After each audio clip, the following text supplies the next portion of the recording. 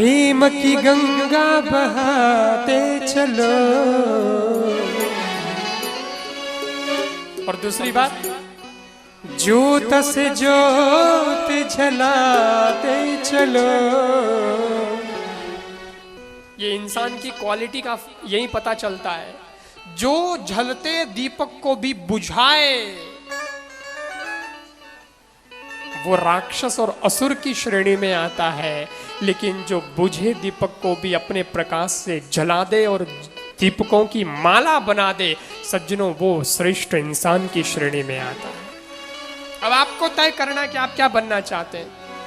ज्योत से ज्योत जगाते चलो, ज्योत से ज्योत जगाते चलो। प्रेम की गंगा बहाते चलो, प्रेम की गंगा। ज्योत से ज्योत जलाते चलो, ज्योत से ज्योत जलाते चलो। प्रेम की गंगा बहाते चलो, प्रेम की गंगा बहाते चलो। राह में आई दीन दुखी, राह में आई दीन दुखी, राह में आई दीन दुखी, राह में आई दीन दुखी। सबको गले से लगाते चलो, सबको गले से लगाते चलो, सबको गले से लगाते चलो। सबको गले से लगाते चलो।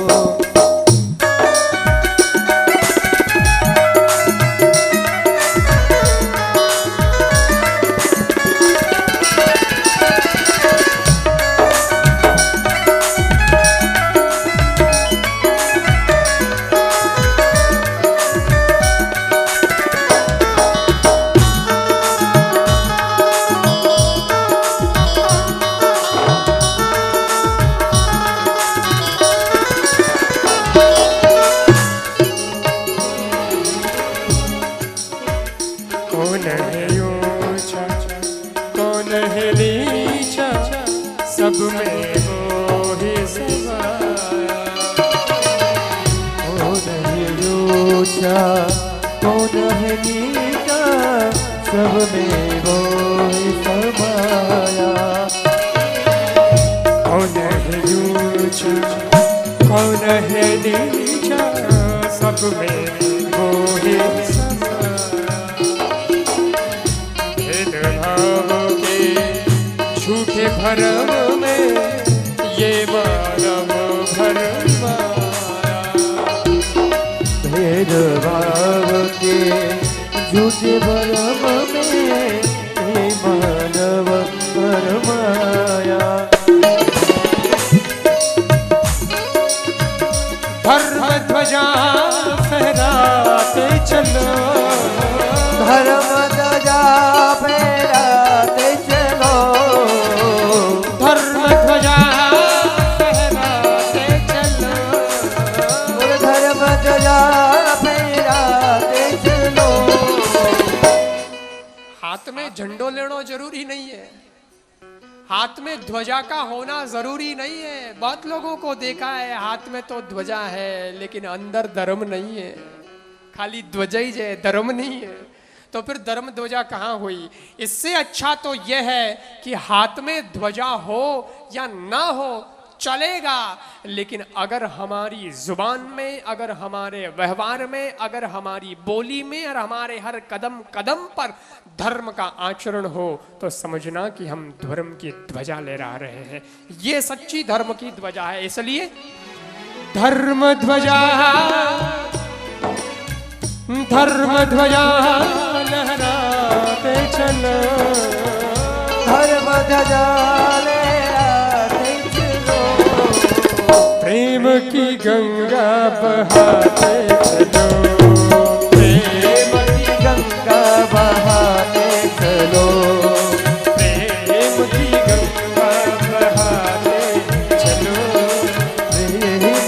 गंगा बहाते चलो। ज्योत से ज्योत जगाते चलो, ज्योत से ज्योत जलाते चलो। ज्योत से ज्योत जगाते चलो, ज्योत से ज्योत जलाते चलो। प्रेम की गंगा बहाते चलो, प्रेम की गंगा बहाते चलो। राम आए जो दीन दुखी, राह में हाय जो दीन दुखी। राह में आए जो दीन दुखी, राह में हाय जो दीन दुखी। सबको गले से लगाते चलो, सबको गले से लगाते चलो।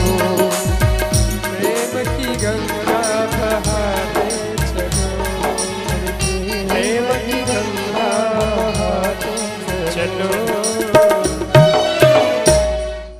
तो महादेव प्रेम की गंगा प्रकट कर दो।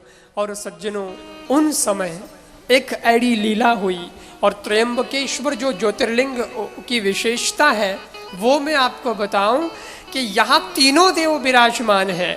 ब्रह्मा, विष्णु और महेश, अकेले शिवजी नहीं है उसमें। आप देखना त्रयंबकेश्वर में आपने दर्शन कभी किया हो या कभी करने जाओ तो देखना, वहाँ पर तीनों देवों की उपस्थिति है। और वटे गौतम ऋषि के निवेदन पर गंगा जी प्रस्फुटित हुई। इन वास्ते आज भी त्रयंबकेश्वर ज्योतिर्लिंग जो गर्भगृह है वठू गंगा जी निकलती रहा करे। सज्जनों, वो पानी निकल तो रहा करे वठू। और वठारे लोगों रे वास्ते भी महादेव जी प्रेमरी गंगा प्रकट कर दी। तो सारे लोग भी गौतम ऋषि के साथ में आ गए और उन्होंने क्षमा याचना की, ऋषि महर्षि हमें माफ करें, कोई गलती हो गई। और फिर सज्जनों, उन्होंने सबने जाकर के महादेव के दर्शन करके उस त्रयंबकेश्वर ज्योतिर्लिंग की स्थापना करी। और महादेव ने अपना तेजोमय रूप, ज्योतिर्मय रूप उस क्षेत्र में हमेशा हरा भरा क्षेत्र बना रहे, खुशहाली और हरहाली बने रहे, उसके लिए अपना तेजोमय रूप महादेव ने उस ज्योतिर्लिंग के अंदर स्थापित किया। और उस ज्योतिर्लिंग का नाम हो गया, बोलिए श्री त्रयंबकेश्वर महादेव की, जिसमें ब्रह्मा, विष्णु, महेश तीनों का स्वरूप नजर आता है। और इन प्रकार इन ज्योतिर्लिंग की स्थापना हुई। सज्जनों, ये त्रयंबकेश्वर ज्योतिर्लिंग की महिमा है। 4 ज्योतिर्लिंग हो गए। एक उज्जैन के पास में ही है ओमकारेश्वर, स्थान का नाम भी ओमकारेश्वर है, ज्योतिर्लिंग का नाम भी ओमकारेश्वर है। ओमकारेश्वर ज्योतिर्लिंग जटे 2 ज्योतिर्लिंग है, ममलेश्वर भी है और ओमकारेश्वर भी है। विंध्याचल पर्वत था और उसके लिए उसका मान मर्दन करने के लिए भी भगवान शंकर जी पधारे। और फिर वहाँ पर तेजोमय रूप में उसके निवेदन पर और देवता ऋषि मुनियों के निवेदन पर महादेव ने अपना तेजोमय रूप वहाँ पर प्रतिष्ठापित कर दिया। तो सज्जनों, उनो नाम ओमकारेश्वर ज्योतिर्लिंग हो गयो। और सबसे बड़ी बात तो आ है कि इन ज्योतिर्लिंग रे अंदर एक पर्वतरो घमंड दूर हुयो है, अभिमान दूर हुआ है। क्योंकि अगस्त मुनि आए थे और वो विंध्याचल के गुरु थे। तो विंध्याचल तो बहुत बढ़ता ही जा रहा था शंकर जी के वरदान से। अगस्त मुनि आए तो अगस्त मुनि के चरणों में लेट करके प्रणाम किया उसने। अगस्त मुनि ने कहा ठीक है, ऐसे ही रहना, मैं अभी वापस आ रहा हूँ। वह गया जो गया, पाछा ही नहीं आया। और वो पर्वत लेटी हो तो लेवल बराबर हो गया। और इसमें सबसे बड़ी सीख ये मिली कि आदमी जब अभिमान में अपने आप को फूला फूला समझता है, घमंड में अपने आप को फूला फूला समझता है, तो आदमी को लगता है कि मैं बड़ा हूं, लेकिन वो पतन की ओर जाता है। और जब आदमी अपने आप को झुका देता है तो लगता है कि मैं नीचे जा रहा हूं, लेकिन वस्तुतः झुकने से वो ऊपर की ओर उठता है, उसका मान बढ़ जाता है, सम्मान बढ़ जाता है। आपने कभी सोचा है ये झुकने का क्यों, विज्ञान क्या है झुकने का? एक छोटी सी बात समझ ले अपन वैज्ञानिक दृष्टि से कि आदमी झुके क्यों। प्रणाम तो यूं भी हो सके, प्रणाम तो किसी को ऐसे करो तो भी प्रणाम हो जाता, झुकना क्यों? बहुत बड़ा विज्ञान है। झुकने से अपनो घमंड दूर होवे सज्जनों। माता माते कई कहवे बार गणो है, तो जड़ तक माँ तो झुके नहीं जिते बार पड़े नहीं, जिते आदमी हड़को होवे नहीं। इन वास्ते झुकनो जरूरी है। और हल्का जो होता है वही ऊपर जाता है। भारी आदमी ऊंचो नहीं जावे, हड़को वे जो कोई ऊपर जावे। इन वास्ते जो जको जितो झुकिया करे वो भी तो ऊपर जाया करे, क्योंकि वो उतना ही हल्का होता चला जाता है, हल्का होता चला। और एक दूसरा कारण और है, मस्तक हमारे शरीर का सबसे ऊपर वाला भाग, और हम जिसके लिए झुक रहे हैं उसके चरण में झुकते हैं, गुरु के, भगवान के चरण में झुकते हैं। तो चरण शरीर का सबसे अंतिम भाग, सबसे नीचे वाला भाग। देखो कदी होचो माँ तो सबसे ऊपर वालो भाग और चरण सबसे नीचे वालो भाग। और आदमी आपरो माथो नीचे रखे गुरु जी रे सबसे नीचे वाला भाग चरण में, और जब माथे का और चरण का स्पर्श हो जावे या वहां झुक जावे तब गुरु अपना मध्य वाला भाग उठाता है, जिसको हम हाथ कहते हैं। हाथ कटे बीचे, माता रे पगड़े बीचे है हाथ, और वो हाथ गुरु का उस शिष्य के सर पे लगता है। शिष्य खड़ा होता है तब नहीं लग सकता क्योंकि ऊंचो रहे, लेकिन फिर जब वो झुक जाता है तो हाथ गुरु का उसके सर पे लगता है, और गुरु के हाथ से जितनी एनर्जी जाती है वो सब शिष्य के मस्तक में प्रवेश हो जाती है, और वापस जब ऊपर उठता है तो वो शिखर को छू लेता है। ये प्रणाम करने से मिलता है, ये विनम्रता के माध्यम से परिणाम मिलता है। इस विंध्याचल पर्वत को भी विनम्रता सिखाई गई, और ओमकारेश्वर महादेव की स्थापना इस परिणाम स्वरूप हो गई, और उन्होंने नाम ओमकारेश्वर महादेव दियो। फिर वैद्यनाथ री भी स्थापना हुई। वैद्यनाथ रावण भगवान शिव जी रो परम भगत सज्जनों, आप लोगों ने पता ही वेला, रावण महादेव जी रो परम भगत हो, और वो महादेव जी की आराधना करी। और उसके बाद में शंकर भगवान ने कहा, शंकर भगवान की जब पूजा करी तो महादेव जी प्रसन्न हो गए। रावण ने कहा कि आप मेरे यहाँ चलो ना बाबा, लंका में तो लेना आ रहा था। तो शंकर भगवान कहो देख भाई, यूं तो मने टाइम मिले नहीं, और भी तो कई भगत एवाने सबने संभालना पड़े, परंतु एक बात है, मेरा ये शिवलिंग है ये तू ले जा। रावण कहो ठीक है प्रभु, शिवलिंग ले जाता हूं, लेकिन एक शर्त है। कई बोले और शिवलिंग लेन तो जावे लेकिन बीचे कटी रख जे मत, बीचे रख दियो तो बचे मैं वटी जाम हो जाऊंगा। अरे बोले कोई बात नहीं प्रभु, मैं तो रावण हूं, मारे कोई ताकत की कमी नहीं है, मैं आपने कटे ही नहीं रखूं। लेकिन महादेव जी की तो लीला बड़ी न्यारी। वो शंकर जी ने बात में भरपूर लेट तो गयो, लेकिन बीच रास्ता में पहुंचियो तो महादेव जी विचार करियो रे ऐसा तो गड़बड़ हो जाएगा। अभी आने वाले समय में राम रावण का युद्ध होना है, राम जी भी मेरे को मानते हैं, रावण भी मेरे को मानता है, और जब लड़ाई होगी तो रावण कहेगा मेरे को जिताओ, राम जी कहेंगे मेरे को जिताओ, अपन किसकी ओर जाएंगे, लफड़ा हो जाएगा, इसलिए इसके वहां तो जाना ही नहीं। तो भगवान शंकर जी कही करियो। और वो बीच में रावण पहुंचा तो इतने में रावण को लगी लघु शंका।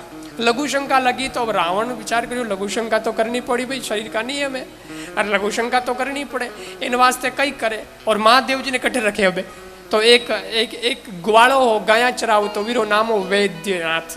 तो उन्हें कहो कि तू वो पकड़न लाग 2 मिनट, मैं आऊँ पाछो। वो क्यों देखो साहब 5 मिनट तक तो ठीक है हम लोग रख सकते हैं, लेकिन उसके बाद की गारंटी नहीं है, तुम आओ जाओ जाओ वापस ही नहीं आओ तो। अरे बोले मैं तो अभी आया, लघु शंका करके आया, अभी 2 मिनट में आया। लेकिन महादेव जी की लीला कुछ न्यारी।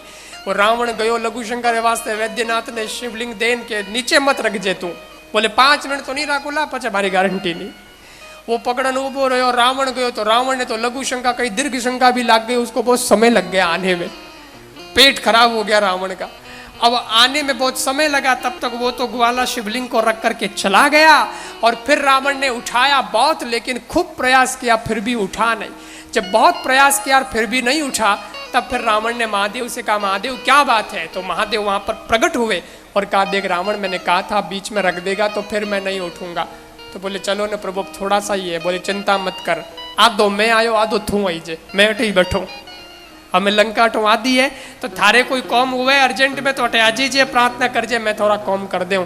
और वहां पर भगवान महादेव अपना तेजो में रूप प्रतिष्ठापित करके विराजमान हो गए। लेकिन वो रावण ने प्रतिष्ठा नहीं की, वो प्रतिष्ठा किसने की, उस ग्वाले ने, वैद्यनाथ नाम के ग्वाले ने, क्योंकि उसके हाथ से हुए ना प्रतिष्ठित, तो इसलिए उसके नाम से महादेव जी जाने जाते हैं। और वो महादेव का नाम हो गया, बोली श्री वैद्यनाथ महादेव की। वैद्यनाथ महादेव की स्थापना हो गई। फिर भीमा शंकर भी है नासिक के पास में, भीमा नाम का राक्षस था, वो बहुत त्रास देता था महादेव जी के लिए भी। वो उसने भक्ति तो ब्रह्मा जी की थी, लेकिन वो सुदीक्षण और दक्षिणा नाम के महादेव जी के भगत थे, उनको बहुत त्रास दिया, जेल में डाला। और उसके बाद महादेव जी की इन्होंने आराधना करी सुदक्षिण और दक्षिणा ने। और सज्जनों अपने पैर के, क्योंकि कुछ नहीं था जेल में, शिवलिंग भी नहीं था, जल भी नहीं था, तो कैसे किया उन्होंने, अपने महादेव के लिए अपने पैर के अंगूठे को शिवलिंग मान करके, आंखों के आंसुओं का जल समझ करके अश्रुधार से अभिषेक किया और सज्जनों महादेव को राजी किया। बोलो आप भावना केड़ी वेला। और इस प्रकार से महादेव की आराधना करी और महादेव ने याद करिया सज्जनों। शंकर भगवान की प्रार्थना करी तो शंकर भगवान प्रसन्न हो गया। मैंने कहा ना, महादेव जब भक्ति को देखते हैं और भक्त की भावना जब सच्ची होती है तो भगवान परमात्मा फिर अपने आप को रोक नहीं पाते, क्योंकि उनका नाम करुणा निधान है। करुणा के जो सागर है वो भगवान शंकर कहलाते हैं ना, इसलिए तुरंत ही महादेव प्रसन्न हो गए। नमः शिवाय ओम नमः शिवाय, नमः शिवाय ओम नमः शिवाय, शिवाय ओम नमः शिवाय, नमः शिवाय ओम नमः शिवाय, नमः शिवाय ओम नमः शिवाय। नमामि शमीशन निर्वाण रूपं विभुं व्यापकं ब्रह्म वेद स्वरूपं निजं निर्गुणं निर्विकल्पं निरीयं चिदाकाशमाकाशवासं भजे निराकार मूलं तुरीयं गिराज्ञानगोतीतमीशं गिरीशं करालं महाकालकालं कृपालं गुणागार संसारकारं नतोऽहं तुषाराग्नि संकाशकारं कपिलं मनोभूति कुन्ती प्रभा श्री शरीरं स्फुरन्मौलि कल्लोलिनी चारुदन्ता रसद्भालं कालेन्दुकण्ठे भुजङ्गा चलत्कुण्डलं सुरेतं विशालं प्रसन्नाननं नीलकण्ठं गयानं मृगादिश्चर्माम्बरं मुण्डमाला प्रियं शङ्करं सर्वनाथं भजामि प्रचण्डं प्रकृष्टं खण्डं भजं भानुकोटिप्रकाशं त्रैशूलनिर्मूलनं शूलपाणि भजेऽहं भवानी पतिं भावगम्यं कलातीते कल्याणे कल्पान्धकारि सदा सच्चिदानन्ददाता पौराणि चिदानन्दसन्दोहमोहापहारि प्रसिद्ध प्रसिद्ध प्रभो मन्मथारि दयावत्योमानाथ पादारविन्द भजन्ति लोके परे वा नारायणं तावत् सुखं शान्ति सन्तापो नाशं प्रसिद्ध प्रभो सर्वभूतादिवास न जानामि योगं जपं नैव पूजां नतोऽहं सदा सर्वदा शम्भुतुभ्यं जराजन्मदुःखोपतातात्यमानं प्रभो पाहि यापन्नमामि शशं प्रभो पाहि यापन्नमामि शशं नमः शिवाय ओम नमः शिवाय, नमः शिवाय ओम नमः शिवाय, नमः शिवाय।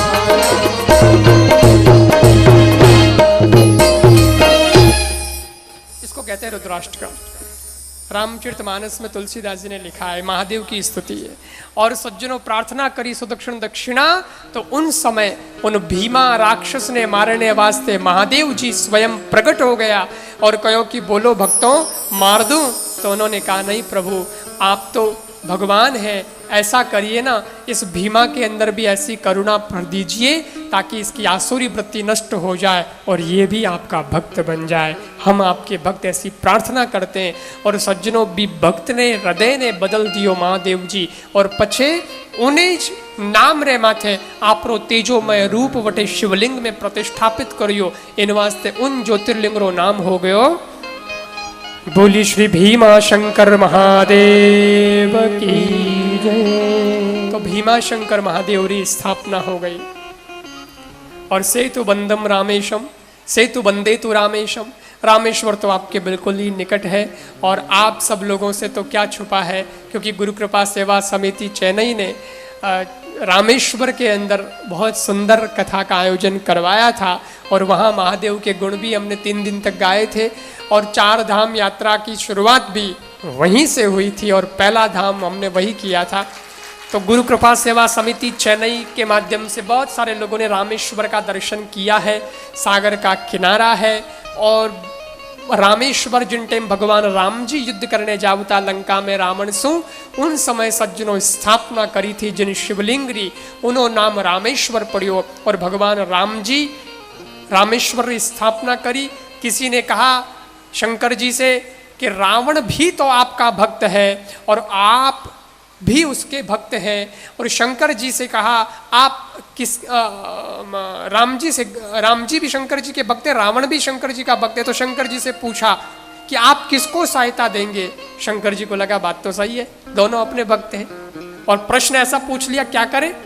तो शंकर भगवान ने एक बहुत सटीक जवाब दिया और उन्होंने कहा कि सत्य जिसके पक्ष में होगा मैं भी उसी के पक्ष में खड़ा रहूंगा। और फिर राम जी की विजय हुई क्योंकि सत्य राम जी के पक्ष में था। उन ज्योतिर्लिंग की स्थापना भगवान राम जी स्वयं करी सज्जनों, और महादेव जी वठे प्रकट होया और आपरो तेजोमय रूप ज्योतिर्मय रूप उन ज्योतिर्लिंग में स्थापित करियो। तो सज्जनों उस ज्योतिर्लिंग का नाम हो गया, बोली श्री रामेश्वर महादेव की जय। रामेश्वर ज्योतिर्लिंग की स्थापना हुई। द्वारिका के पास में सोमनाथ के पास में नागेश्वर ज्योतिर्लिंग है। वहां पर दारुका रहते थे। ये राक्षसी प्रवृत्ति के थे, लोगों को तकलीफ देते थे।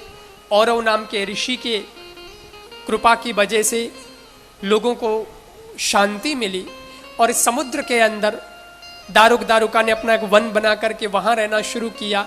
लोगों को तकलीफ देते थे, जहाज वहाज लूट लेते थे, सामुद्रिक जहाज। लेकिन वहां पर एक दिन एक सेठ आया था, वो महादेव का परम भगत था और उसको लूट लिया। तब उसने महादेव जी की आराधना करी और एक नाग ने आकर के उसकी रक्षा करी और फिर वहां महादेव जी प्रकट हो गए, अपना ज्योतिर्मय रूप उस शिवलिंग में प्रतिष्ठापित कर दिया। तो उस ज्योतिर्लिंग का नाम नागेश्वर महादेव हो गया। बोली सी नागेश्वर महादेव की। भगवान का बहुत परम भक्त हुआ, बड़ा उसका नाम चला, श्री गुलशन कुमार। उसने उस मंदिर का फिर जीर्णोद्धार करवाया। जो आज मंदिर बना हुआ है वर्तमान में, वो उसने उसका जीर्णोद्धार करवाया था, नागेश्वर ज्योतिर्लिंग का। कितना ज्योतिर्लिंग हो गया आप गिनो तो सही प्रभु, मैं तो सुना रहा। सोमनाथ 7 हो गए, सोमनाथ हो गया, श्रीशैलम मल्लिकार्जुन हो गया, माँ कालेश्वर हो गया, ओमकारेश्वर हो गया, भीमा शंकर हो गया, वेदनाथ जी हो गए, रामेश्वर हो गया, नागेश्वर हो गया, 8 हो गए ना, त्रयंबकेश्वर हो गया, 9 हो गए। अभी 10वां काशी विश्वनाथ, वाराणस्याम तो विश्वेशम। काशी गंगा जी रो तट है और कोतवाल के रूप में महादेव जी वहां सदा विराजमान रहते हैं। काशी नगर का एक इतिहास है कि शंकर भगवान जब सर्वप्रथम प्रकट हुए थे तब उन्होंने जिस नगर की स्थापना की थी सबसे पहले धरती पर, उस नगर का नाम काशी है। और सज्जनों वहां ऐसा माना जाता है कि काशी में अगर किसी व्यक्ति का मरण हो जाता है तो सीधा उसको शिवधाम मिलता है, उसकी मुक्ति हो जाती है। गुजराती में तो कहावत आती है, सूरत नो जमण और काशी नो मरण। आ कहावत चलिया करे कि भाई गुजरात रो जीवन और काशी रो मरण, वो बहुत गजब होया करे। क्योंकि उसको महादेव ने अपने हाथों से बनाया, उस नगर की स्थापना करी थी। और उसी नगर के कोतवाल के रूप में फिर महेश के रूप में शंकर भगवान वहां पर विराजे थे। ब्रह्मा विष्णु महेश जो अपन कहते हैं, ये महेश भी महादेव का ही तो रूप है। वो वहां पर विराजे थे और अपना ज्योतिर्मय रूप उस शिवलिंग के अंदर प्रतिष्ठापित कर दिया था और वे काशी के नाथ कहलाए। और महादेव एक काशी के नाथ नहीं है, संपूर्ण विश्व के नाथ है, भोलेनाथ। इसलिए उस ज्योतिर्लिंग का नाम हो गया, बोली श्री काशी विश्वनाथ महादेव की जय। काल भैरव भी वहां पर विराजते हैं। अन्नपूर्णा माता का मंदिर भी वहीं पास में है, मैंने दर्शन किए। बजरंग बली भी, संकट मोचन हनुमान जी रो मंदिर भी वटे का नहीं है। वटे भी बहुत सुंदर वो एक तीर्थ स्थल है सज्जनों, विद्वानों की नगरी रही काशी। उसे हम वाराणसी, काशी, बनारस के नाम से जानते हैं। जहाँ की साड़ियाँ बहुत पसंद है, बनारसी साड़ी बहुत पसंद, प्रिय मतलब प्रसिद्ध है, प्रसिद्ध है काशी। और वाराणस्याम तो विश्वेशम त्रयंकम गौतमी तटे हिमालयम तु केदारम। अभी अभी जहां मैं दर्शन करके आया हूं, केदारनाथ की धरती, हिमालय की धरती है और वहां महादेव जी विराजमान है सज्जनों। पांडव लोग वठे सोई तो गया था स्वर्ग, वहां धरती है। बद्री नारायण भगवान विराजे बद्रीनाथ रहे अंदर, जो 4 धामों में से एक है। भारत के 4 धामों में और हिमालय के 4 धामों में भी नाम आता है।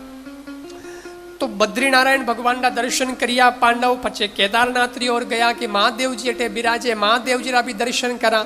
लेकिन महादेव जी एक खेल खेलियो, महादेव जी क्यों पांडव आवे पण पांडवों री भक्ति तो देखा, परख तो करे, ए मने पहचाने कि नहीं पहचाने। इन वास्ते वे कई करियो, पशु रो रूप धारण कर लियो। घणाई वटे पशु चरता यानी वे पाडा रो रूप धारण करियो। अब पाडा रो रूप धारण करियो, पांडव कहो रे महादेव जी कटे, महादेव जी तो कटे लादा ही कोनी।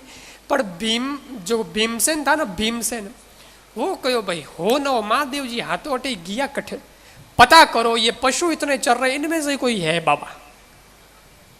जने भीमसेन कही करियो, भीमसेन कहो कि भाई ये 2 पहाड़ की चोटी है, मैं इन्हीं पग चौड़ा करने वो तो भीमसेन हो, वो कोई कम थोड़ी हो ना, तो भाकर जड़ो शरीर, एक पग रखियो अटे, एक पग रखियो अटे, और वो यूं चौड़ा करण पग रखिया और कहो कि मैं बिचमू निकालो पशुओं ने, ए जका भी चरिया ने निकालो। नॉर्मल जका वही वे तो निकल जावेला, महादेव जी वे नहीं निकलेला। कि ठीक है परीक्षा हो जाएगी, ऐसी कथा है इसी केदारनाथ की।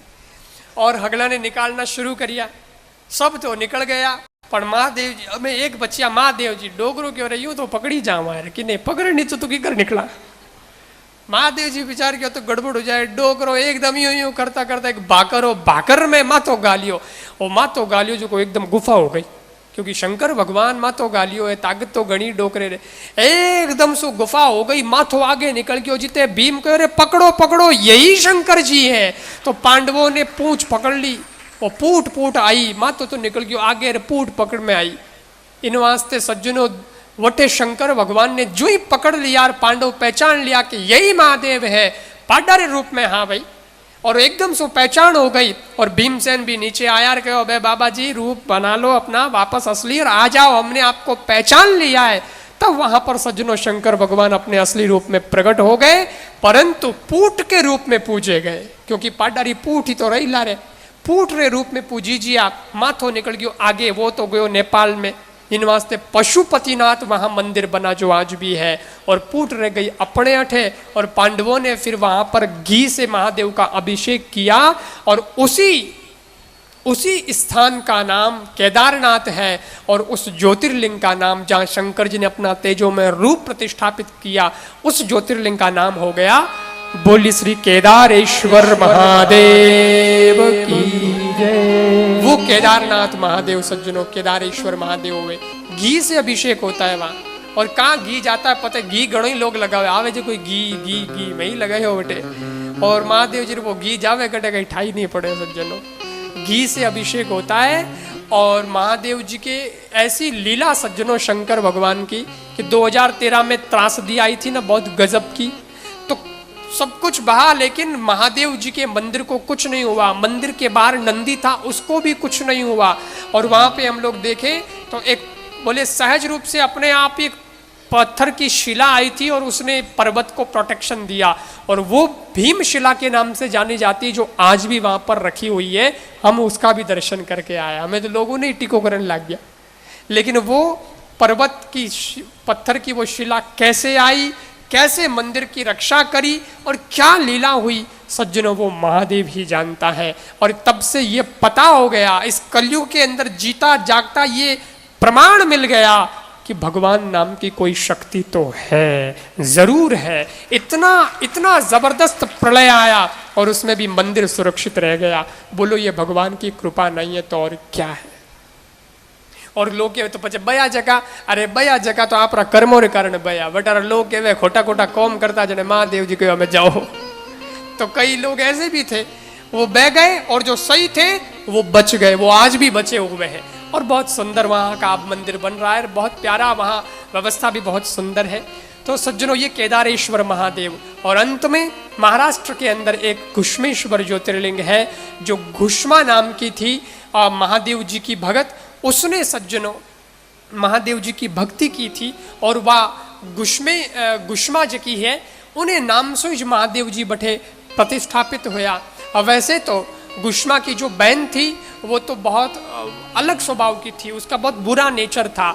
और कहते हैं कि उसको कोई संतान नहीं हुई थी तो अपने पति से कहा कि मेरी बहन से शादी करो। बहन से शादी की, पुत्र हुआ तो उसने ईर्ष्या में उसके पुत्र को भी मार दिया, समुद्र में फेंक दिया और उसके बाद घुष्मा पे आरोप लगाया। लेकिन परंतु सज्जनों भगवान के भक्त बहुत सच्चे होते हैं ना, तो घुष्मा ने प्रार्थना करी और कहा महादेव आप, मैं जानती हूं कि मेरे आप ही हो, मेरे को कोई पुत्र का मोह नहीं है, लेकिन प्रभु ये पुत्र जो मर गया है, मेरे ऊपर आरोप लगा है कि मैं इसकी हत्यारिणी हूं, उसके लिए मुझे जीता जागता बेटा चाहिए और महादेव आपको लाके देना होगा। और उन समय सज्जनों वठे उन बेटा ने लान महादेव जी जीव तो लार दियो और उन समय उन्हें ठा पड़ियो कि वास्तव में महादेव जी तो बहुत परम आप भक्त है। जो घुष्मा जो थी ना वो परम भक्त थी महादेव जी की, और फिर जो उसकी बहन थी वो भी महादेव जी की परम भक्त बन गई।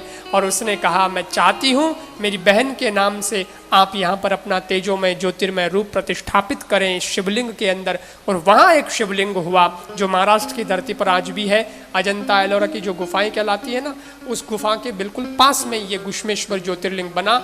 वहाँ महादेव ने अपना तेजोमय रूप प्रतिष्ठापित कर दिया और सज्जनों उन ज्योतिर्लिंग रो नाम हो गयो बोलिए श्री घुष्मेश्वर महादेव की जय। वो घुष्मेश्वर ज्योतिर्लिंग बना। और इस प्रकार संक्षेप में मैंने भागते दौड़ते थोड़ा सा आपको ये 12 ज्योतिर्लिंग का स्मरण करवाया समय अभाव से। और सज्जनों महादेव की कथा तो बहुत ही अनंत अपार कथा है, इस कथा का तो कोई पार नहीं पा सकता है। अलग अलग अभी तो बहुत सारी बातें बाकी रह गई। महादेव के शिवरात्रि की महिमा बाकी रह गई, महादेव जी के वहाँ उनको जल चढ़ाया जाता है, तो जल चढ़ाने का तरीका क्या है वो भी एक विधि है। वहाँ बिलपत्र चढ़ायो जावे सज्जनों, बिलपत्र क्यों चढ़ायो जावे, क्यों कई उनो महत्व है और क्या उसका फल है, उसकी भी बड़ी सुंदर सुंदर कथाएं हैं। एक छोटी सी कथा है, मैं आपको सुना देता हूँ ताकि उससे आपको पता चले कि बिलपत्र चढ़ाने का क्या महत्व है।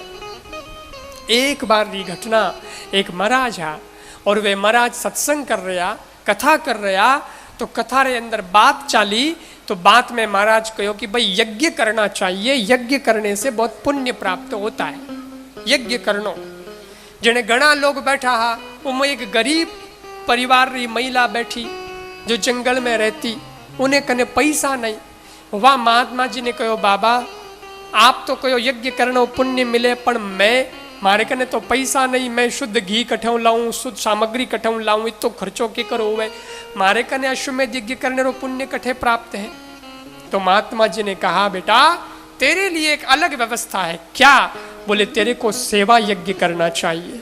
सेवा भी एक तरह का यज्ञ है, जैसे ये ज्ञान यज्ञ है, अभी हम जो सुन रहे हैं वो ज्ञान यज्ञ है, वैसे सेवा कोई करता है तो वो सेवा यज्ञ है। तो संतोरी महापुरुषों री सेवा कर तो थने घणो ही पुण्य मिलेला, तो संतोरी सेवा करेला तो थने अश्वमेध यज्ञ जितो पुण्य मिलेला। बोले ठीक महाराज आप रो आदेश सिरोधारी, अब मैं सेवा करूँला। और वह महिला सज्जनों जंगल में एक बाबा जी रहता, अकेले बाबा रहते थे और साधना करते थे और कुछ नहीं, प्रवचन वचन कुछ नहीं, बस साधना ही करते थे। बा विचार करियो एड़ा महाराज कठे मेली, मैं आनी सेवा करूँ तो मारे तो घणो ही घणो पुण्य, बस मारे तो सेवा ही करनी। तो पण सेवा की कर करूँ, महाराज तो दिन रात नहीं देवे कि नहीं नेड़े ही, तो अब क्या करे। तो वह रात ना जावती महाराज रहे जो झाड़ू बीजो निकाल देती, आश्रम रे बारे चौक बीजो को जो तो साफ सफाई कर देती, और कांटा बीजा होता रास्ते में वह हटा देती, मटकी भर देती पानी री। महाराज सुबह उठता तो सब तैयारी मिलती, और वह तो कर कुरान सफाई कर निकल जाती। महाराज क्यों भाई ओ कौन कौन करियो, रात रा मटकी भर दी, सफाई कर दी, कोई झाड़ू लगा दियो, कई बात है। एक दिन 2 दिन 3 दिन वह तो सफाई रोज करे रात रा। महाराज देखियो कि कई बात है पकड़नो पड़ी, अड़ो कुण है। जो एक दिन महाराज जंगल में कोई पेड़ की ओट में खड़ा देख रहा, पता लगाए कौन आता है रात को, और वह महिला झाड़ू लेने आई एकदम ऐसे कि कोई डिस्टर्ब नहीं हो महाराज को, और झाड़ू जुई लगाऊं लगी, नीचे झुकी और महाराज एकदम बोला कौन है। तो वह तो डर गई, झाड़ू भी तो छूट गयो हाथों। अरे महाराज ने कहा कौन है भाई। तो दूजती दूजती बोली बाप जी मैं हूँ, गरीब महिला हूँ, मेरे पास में कुछ नहीं है, लेकिन मैं आपके यहाँ क्यों आती है। तो अरे बाबा मेरा कोई गलत इरादा नहीं है, मैं यहाँ पे आती हूँ इसलिए आती हूँ क्योंकि मेरे को सेवा यज्ञ करना है। एक संत ने कहा था कि तू ऐसे तो अश्वमेध यज्ञ नहीं कर सकती, सेवा करेगी किसी अच्छे संत की तो तेरे खूब अश्वमेध यज्ञ जितने पुण्य मिल जाएंगे। बाबा और मेरा कोई उद्देश्य नहीं है, आपकी सेवा करने दिन में आने में डर लगता है, आप कुछ कह दो तो रात को आती हूँ सेवा करके चले जाओ। संत को हो नानी भावना तो बहुत चोखी है। तो संत ने कहा बहुत बढ़िया बहन तेरी भावना तो बहुत अच्छी है, पर एड़ी बात है कि दुनिया री नज़र अलग अलग है, जितना मुंडा है उतनी बात है। काले लोग कई कहवेला मैं मारे भजन करनी हो तू कालो मत आईजे, मेरे सेवा रहूं दे तू कालो मत आईजे, मेहरबानी करजे। अरे महाराज थे यूं करो जने बजे मने कौन जगह दे। दुनिया तो कहती रहे पर मारे तो सेवारो भाव है, और तो कोई गलत भाव नहीं है। महाराज क्यों, तो तेरे को सेवा का भाव क्यों है। बोले मेरे को यज्ञ के पुण्य प्राप्त करने। तो बोले यज्ञ रो पुण्य अगर मैं तने दूसरे तरीकों दिला दूं तो बताओ। संत ने कहा एक काम कर, तू एक काम कर, शिवरात्रि के दिन महादेव के मंदिर में जाना और वहां जाकर के अभिषेक करना, पंचाक्षर मंत्र का जप करना, नमः शिवाय, इसको पंचाक्षर बोलते, ओम नमः शिवाय बोलो तो षडाक्षर हो जाता है। और ये मंत्र का जप करते करते इस विधि विधान से बिलपत्र चढ़ाना। तो जितना बिलपत्र चढ़ावेला उतना अश्वमेध यज्ञ रो पुण्य थारे खाते में आतो जावेला। महादेव री मेहरबानी थारे घणो ही पुण्य मिली। समझ गई। तो बोले हाँ समझ। अब वह महिला सज्जनों महादेव जी की भक्ति तो करती जी, पर जिन दिन शिवरात्रि आई उन दिन तो विशेष खास गई। और जब 4 प्रहर में पूजा होती है महादेव जी की शिवरात्रि में, तो वो रात के 4 प्रहर में उसने पूजा करी और महादेव को अभिषेक करके और बिलपत्र चढ़ाए कि भाई अश्वमेध यज्ञ पुण्य दे बाबा। ऐसे करके उसने पुण्य करने के लिए वो चढ़ाए। और सज्जनों 100 बिलपत्र बा चढ़ाया, 100। और उरे मन में आयो कि 100 अश्वमेध यज्ञ रो पुण्य अपोने मिल गयो। अब पूजा तो कर ली, बिलपत्र भी चढ़ा दिया, परंतु ये निर्णय कौन करे कि खाते में बैलेंस आया या नहीं। ये कैसे पता चले। कह तो दियो, मान भी लियो, कौम भी कर दियो, लेकिन पुण्य मिला या नहीं ये पता कैसे चले। तो वह उन मन में थोड़ी सी खटक रह गई कि अपने को कैसे पता चले कि अपने को पुण्य मिला है। कई दिन बीत गया, वो प्रश्न दिमाग में घूमता है। और एक दिन की घटना, उन नगर में राजा साहब राजा साहब रे राजकुमार की तबीयत हो गई खराब। तो लोग जो को तबीयत खराब हुई तो राजा साहब जो है वेदों ने, डॉक्टरों ने बुलाया। वेद वगैरह, पहले तो वेद ही होते थे, डॉक्टर तो आए। वेदों को बुलाया, वेद बिजाया, हाथ भी जो देखियो करियो वे कैसा, कुछ समझ नहीं आ रहा, पता नहीं क्या बीमारी है, ये कैसे ठीक होगा, क्या है, हमारे तो बस की बात नहीं। एक जानकार आया, उसने कहा कि देखो राजा साहब बात ऐसी है कि बीमारी तो इसको है, हमको पता चल गया है, लेकिन बीमारी ऐसी कि ये जहर फैल रहा है, अब ये उठने वाला है नहीं, इसकी हालत बड़ी खराब है और हमारे पास तो ऐसा कोई इलाज दवाई है नहीं जिससे ये ठीक हो सके। कोई पंडितों को बुलाओ, वो कोई मंत्र मंत्र पढ़े, उनसे कोई हो जावे तो ठीक है, बाकी अपना हमारे बस की बात। पंडितों ने बुलाया, राजा साहब रे तो ऑर्डर माते आवे। पंडित आया तो पंडित कहो हुकम मोने का नहीं अड़ा मंत्र नहीं है जो मैं इन्हें ठीक कर सका, पर एक तरीको है। कई बोले अगर कोई 5 अश्वमेध यज्ञ का पुण्य इस राजकुमार को दे देवे तो उसके पुण्य से ये लड़का, ये राजकुमार वापस जिंदा हो सकता है, बैठा हो सकता है, ठीक हो सकता है, और कोई इलाज नहीं है। आपने अश्वमेध यज्ञ किए हैं? राजा साहब कहो अजय तो मैं ही को नहीं करियो अश्वमेध यज्ञ तो, और अश्वमेध यज्ञ बोले तो बहुत खर्चा, बहुत बड़ा यज्ञ, सामान्य आदमी के तो बस की बात नहीं। राजा साहब कहो मैं ही नहीं करियो तो मारे नगर में मारी प्रजा तो कोई करियो ही नहीं वेला, लेकिन फिर भी मरता क्या नहीं करता, ट्राई तो करो, अनाउंस करो, और अगर कोई एडो भाग्यशाली मिल जाए जो अपने अश्वमेध यज्ञ पुण्य दे सके, अगर एक साथ नहीं तो 5 आदमी मिल जाए तो 5 पुण्य हो जाएंगे अश्वमेध यज्ञ के, और वो इसको निमित्त कर दे तो राजा का बेटा ठीक हो सकता है। जनेवा साहब नगर में ढोल बजायो और घोषणा करी, गली गली आवाज दीवी। पहले तो माइक वाइक थे नहीं, जोर जोर से आदमी जाता था, ढोल बजाते, नगाड़ा बजाते, और आवाज करके कहता था सुनो साहब, हमारे राजा का राजकुमार बीमार है, उसको कोई अश्वमेध यज्ञ का पुण्य देवे तो वो ठीक हो सकता है। किसी ने अगर जीवन में अश्वमेध यज्ञ किए हैं तो 5 अश्वमेध यज्ञ का पुण्य चाहिए, वो राजकुमार को दो। राजा जी ने बोला है उसको बदले में खूब सोना चांदी धन दौलत राज्य का हिस्सा दिया जाएगा, वो माला माल हो जाएगा, क्योंकि हाथे लोभ तो राखना पड़े, नहीं तो कौन दे। और वो एड़ी एड़ी घोषणा करी, पर नगर में कोई भी एड़ो एक भी आदमी नहीं मिलियो जो अश्वमेध यज्ञ करियोड़ो हुए, कोई नहीं। बोले खोटो कह देवान फर्क नहीं पड़े तो मतलब नहीं, कोई हामी नहीं आयो। लेकिन करते करते करते उन बाहर कान में आप बात पड़ी कि एड़ी एड़ी बात है, राजा रे राजकुमार ने 5 अश्वमेध यज्ञ रो पुण्य चाहिए और राजा बदले में धन देगा। तो वो बोली मैं तो गरीब हूं, मेरे को तो वैसे ही धन चाहिए, और मेरे पास अश्वमेध यज्ञ के पुण्य तो है 100 और इन्हें चाहिए 5, तो 5 देवना में पड़ गई जाए। और मारे तो मन में ही ऐडी खटक लगौड़ी है कि यज्ञ का पुण्य मिला या नहीं मिला, पिना या नहीं मिला, मिला या नहीं मिला। आज पता चल जाएगा कि मेरे को पुण्य मिला या नहीं मिला। मैं भी जाती हूँ। और वहाँ आई हमें बात तो हाव गाँव री लुगई, उन्हें कोई सभ्यता रो ठा नहीं, ऊंचो ऊंचो गागरो पेनड़ो एर आई दरबार रे गेट माते तो पहरेदार रोक ली, भाई कई चाहिए, भूखी है, रोटी चाहिए, की कराई, कोई भिखारी ने? नहीं नहीं भिखारी नहीं हूँ, तो राजा रे बेटा रो इलाज करने वास्ते आई हूँ। तू राजा रे बेटा रो इलाज करी? हाँ। तू कोई पढ़ी लिखी है, डॉक्टर है? नहीं। तो मारे अश्वमेध यज्ञ करियोड़ा है, उन्हें डोल देख के थारे अश्वमेध यज्ञ करियोड़ा है, यूं ही गप्पा लगा है। एक जनो कहो राजा धन री बात बताई तो धन रे लोभ में आएगी हो, इन्हें कटे यज्ञ करियोड़ा, इन्हें तो धन चाहिए, धन आदि क्या यज्ञ करियोड़ा। जड़ी आई बड़ी यज्ञ वाली, कपड़ा पहनो ठिकानो नहीं है, और आई यज्ञ थने ठाए अश्वमेध यज्ञ काई वो है, मानो राजा ही नहीं करियो तो तू क्या कर लियो।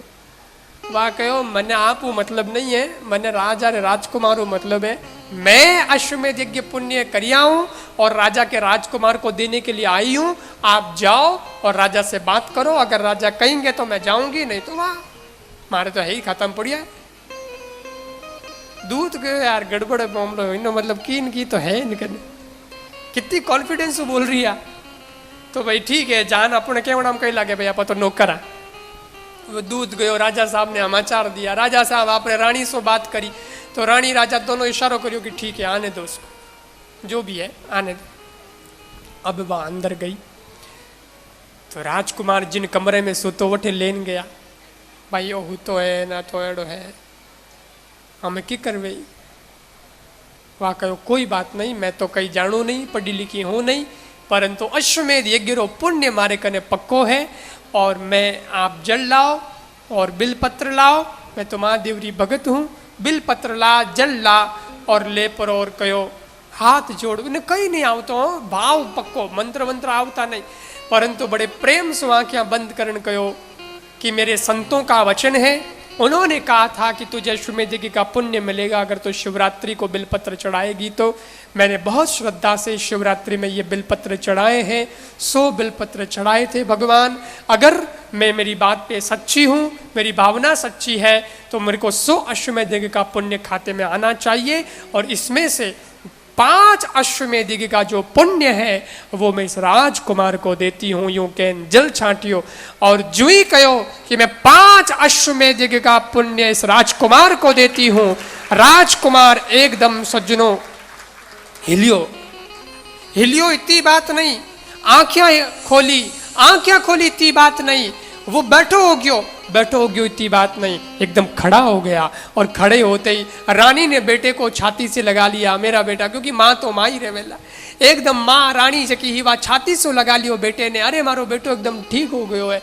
और एकदम राजकुमार ने कहा पिताजी आपने मेरा बहुत ध्यान रखा और क्या दवाई पिलाई, मैं एकदम ठीक हो गया, आपने मुझे नई जिंदगी दे दी। राजा बोले बेटा जिंदगी मैं नहीं दी हूँ, धन्य जिंदगी देने वाली तो आ खड़ी बाई, आ दिवी आ जिंदगी दी मने, क्योंकि उन्हें तो वेशभूषा आड़ी, विश्वास नहीं हुआ, आ जिंदगी दीवी मने। बोले हाँ, बोले की कर दीवी, तो बोले कहो कि इनकने 100 अश्वमेध यज्ञ रो पुण्य हो, पंडित कहो 5 अश्वमेध यज्ञ रो पुण्य थने मिले तो तू ठीक हो सके। और इसने अभी अभी अपने खाते से 5 अश्वमेध यज्ञ का पुण्य निकाल के तेरे खाते में डाल दिया है और उसी पुण्य के प्रताप से तू ठीक हो गया है। राजकुमार ने उसको प्रणाम किया, आप धन्य है, मेरे लिए तो भगवान देवी स्वरूपा बनकर आई है। राजा ने कहा धन दौलत लाओ, इसको धन दौलत देते हैं। और धन दौलत देने लगे, पता नहीं उसके मन में क्या विचार आया, उसका हृदय बदल गया। उस महिला ने कहा नहीं, अब धन दौलत नहीं चाहिए। पहले विचार आया था, गरीब महिला थी, लेकिन जब से ये पक्का हो गया कि मेरे जीवन में जो मैंने पूजा करी वास्तव में भगवान ने उसका पुण्य दिया है, ये प्रमाणित हो गया, तो अब तो उससे बड़ा धन दूसरा कोई हो ही नहीं सकता। मैं 95 अश्वमेध यज्ञ का धन लेकर के बैठी हूं पुण्य का। अब राजा मैंने थारा सोना चांदी नहीं चाहिए, राख। ओहो हो, राजा साहब कहो फिर भी कुछ मैं आपको देना चाहता हूं। तब उस महिला ने कहा देना चाहते हो राजा साहब, एक चीज दे दो, कई एक वचन दे दो, पैसा नहीं वचन दे दो। बोलो वचन क्या चाहिए? वचन सिर्फ इतना चाहिए कि अगली शिवरात्रि पर आप, आपका बेटा, आपकी रानी सब मिलकर के गांव का जो शिवजी मंदिर है उसमें आप सामान्य जैसे लोग जाते हैं वैसे जाएंगे पैदल, कोई राजाशाही ठाट नहीं, और महादेव के चरणों में नतमस्तक होना और श्रद्धा से उसको बेलपत्र चढ़ाना। आपको भी अश्वमेध यज्ञ का पुण्य प्राप्त होगा। महादेव की भक्ति करना शुरू कर दो, ये वचन आप दे दो, और मुझे कुछ नहीं चाहिए। मैं महादेव की भक्त हूँ, मेरे लिए बस यही है गौरव की बात। राजा ने भी वचन दिया सज्जनों, और अगली शिवरात्रि पर राजा ने भी वहां जाकर के पूजा अर्चना करी। एक गरीब जंगल में रहने वाली, झोपड़ी में रहने वाली महिला राजा से भी ज्यादा पुण्य का धन प्राप्त कर लेती है और अपने नगर के राजा को भी महादेव का भक्त बना देती है। यह है सज्जनों महादेव की भक्ति का पुण्य। और सेवा करी नहीं, सेवा रो भी वो पुण्य उन्हें प्राप्त हो। इन वास्ते सेवा बहुत बड़ी बात है सज्जनों, ये यज्ञ के बरोबर माना जाता है। मैंने एक दिन नहीं कहा था आप कुछ मत करो तो कम से कम कभी मंदिर में जाकर के सेवा करो, सफाई कर लो, ये कर लो, साफ सफाई का काम कर लो। मंत्र तो पंडित बोल देगा और पुष्प लोग चढ़ा देंगे, दूध जल लोग चढ़ा देंगे, आप तो जाकर के महादेव का साफ सफाई का काम कर दो, ये सेवा का काम कर दो। सेवा करने से बहुत सारे रोग करते हैं। मेरे आंखों से देखी हुई एक घटना मैं आपको बताता हूँ। नागौर जिला रो एक गांव है डेगाना में रेलवे स्टेशन रे कने बहुत साल पहला हमारे गुरुजी री कताई में बहुत छोटो और वटे महादेव जी रो मंदिर बनियोड़ो रेलवे रो, और उन जगह मैं रोज घूमने जाऊता, दर्शन करने वास्ते जाऊता, तो रोज सुनता कि भजन बोले बढ़िया बढ़िया। तो एक दिन दो दिन फिर गुरुजी ने कहा भजन चौका बोले, आदमी दिखे कोनी भजन बोले, कैसी तो है को नहीं पण बोले। एक दिन दिख गयो पेड़ोरी सफाई बीजी करतो एकदम उन आदमी ने देखियो तो गुरुजी कहे वाह भाई भजन बहुत चोखा बोलो थे तो सेठा भजन चोखा बोलो। तो कहे बाप जी मैं जाती रो बाणियो हूँ और मैं रोल गाँव रो हूँ और ऐसा है कि मारे तो सेवा लिखियोड़ी है। बोले की कर?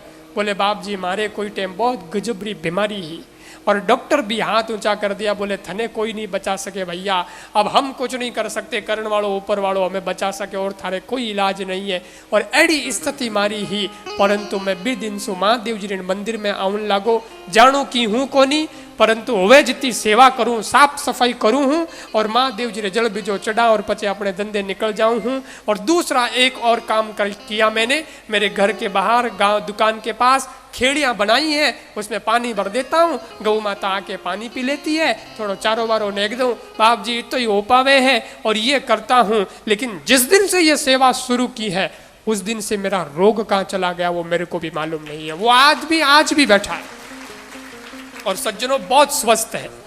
ये सेवा का पुण्य ऐसे मिलता है, आदमी सेवा करे तो भगवान परमात्मा ने अलग तरीके से मेहरबानी कर दिया करे। सज्जनों तो मेरा निवेदन है महादेव से जुड़ना, महादेव के जीवन से जुड़ना और उनके जीवन से प्रेरणा लेकर के अपने जीवन को भी धन्य बनाना, दिव्य बनाना और हो सके तो कभी महादेव की साधना करना, बहुत बड़ी कृपा महादेव की होगी। यूं सूत जी महाराज ऋषि मुनियों ने महादेव जी या कथा सुनाई और उरे बाद में सूत जी इन कथा ने विराम दे और ऋषि मुनियों ने ओइच कहो आप सब तो विद्वान हैं, महादेव के भक्त हैं, लेकिन दुनिया को ये पता चले कि कथा की महिमा क्या है, इसके लिए आपने प्रश्न पूछे और मैंने उत्तर दिए और दुनिया के कल्याण के लिए ये कथा करी। आप सब ऋषि मुनि परहित के विचार वाले हैं, मैं आपको प्रणाम करता हूँ। ऐसा कहकर के सूत जी वहाँ से विदा ले लेते हैं और ऋषि मुनि भी अपना ध्यान अनुष्ठान करने के लिए आगे निकल जाते हैं। और उसी शिव महापुराण को आज हम लोग भी यहाँ विराम दे रहे हैं। इस कथा की महिमा अनंत है सज्जनों, जितना हो सका समय जितना मिल पाया संक्षेप में हमने इस कथा का आनंद लिया और ये कथा अब विराम की